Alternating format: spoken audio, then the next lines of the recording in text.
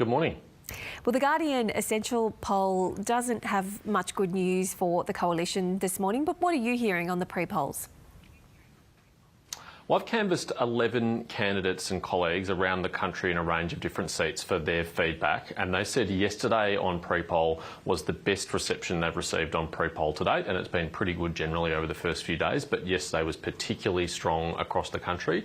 We're very encouraged by that. We think the Australians who are deciding early and are turning up are very strongly backing the coalition, but of course there is a large number who've not yet made up their mind, who will be tuning in particularly closely in the next couple of days to make up their mind.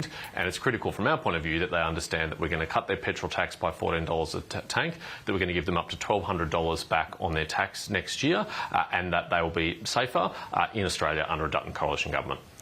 Some polls in Canada, those people are going to the polls this week. Canadians, of course, voting in the same week that we are. Some polls suggest that Canadians are concerned that a Conservative Prime Ministerial candidate wouldn't be able to stand up to Donald Trump. Do you think that will be a factor here in Australia? And was the Prime Minister right to say that Peter Dutton has darkened his own brand?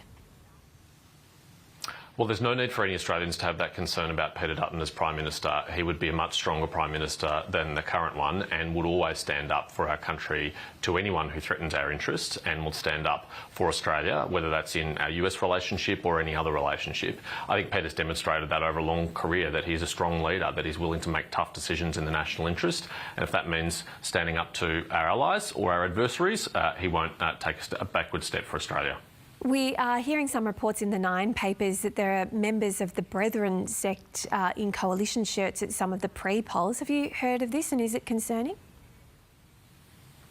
Well, there's no religious test for participation in public life in Australia, and the Liberal Party is not going to start enforcing one. We do not ask our volunteers about their religious beliefs.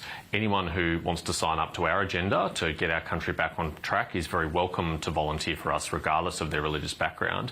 But speaking about our candidates, I can say that we have atheists and agnostics, we have Catholics, we have Anglicans, we have Jews, we have Muslims, we have Hindus, we have Sikhs. It's probably the most diverse range of Liberal Party candidates that we've ever put forward at a federal election, and that's because we're united on principles of religious pluralism and religious freedom, and whether you have no faith like me or whether you're a person of faith, you're welcome in the Liberal Party. Do they share your values, though, the people within that sect? I mean, has enough been done to vet people who are on the pre-polls? Well, hang on. Are you suggesting that we should interview potential volunteers about their religious beliefs? And is that a test that just applies to this community, or should we apply it to all communities? And are all parties being held to this same standard? I think that would be an extraordinary thing in a country that has no official state religion, that has freedom of religion, that we would say that some people are not welcome to participate in the political process because of their religious beliefs. If you support the Liberal Party's agenda, you are welcome to assist our campaign. You've been quoted also in The Australian this morning concerned about some volunteers in Kooyong. Can you tell us about those concerns? That's right. So The Age first reported, and other media has since picked this up, that an organisation connected to the United Front Work Department, which is the overseas influence arm of the Chinese Communist Party that Xi Jinping has described as his quote-unquote magic weapon, has been directing people to volunteer on the campaign of Monique Ryan in Kooyong. Now, if those reports are confirmed, that could constitute a serious act of foreign interference, which is against the law. And so I think it's critical that the Federal Police and ASIO investigate this, and that Monique Ryan be transparent about what involvement she's had in this scheme. We have contacted Dr Ryan for a response on that story as well. Let's move to Anzac Day now. Do you think a welcome to country is appropriate at an official Anzac Day ceremony? My view is it's up to event organisers. I've been at Anzac Day ceremonies where there has been either a welcome to country or an acknowledgement of country, and I've been at Anzac services where that's not happened. It's up to the local organisers, whether it's the RSL or others, to choose whether they think that's appropriate. So do you not share Peter Dutton's view that it may not be appropriate to hold an Anzac Day welcome to country? Well, what Peter said yesterday when he was asked is that in his judgment, he thinks probably the majority of veterans don't want to have a welcome to country at these events. But he also said it's a matter for organisers. We're not proposing new legislation or a new law to dictate when there should or shouldn't be welcome to countries.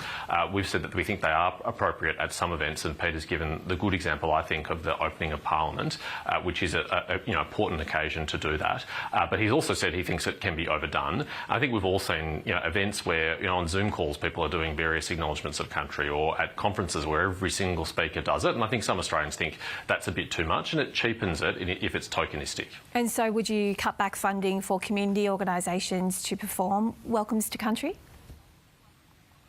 Well, Shadow Minister for Indigenous Australians, Senator Jacinta Nampijinpa-Price, has said that we'll be having an audit of all spending on Indigenous affairs, because the tragedy in this country is we do spend a lot of money for very little outcomes, and I think we all have to be honest and humble and recognise that when we're failing to achieve the closing the gap targets that governments of both persuasions have set for a long time, that we do need to look really critically at where that money is being spent to make sure it's going on the highest priority things, addressing Indigenous disadvantage in this country.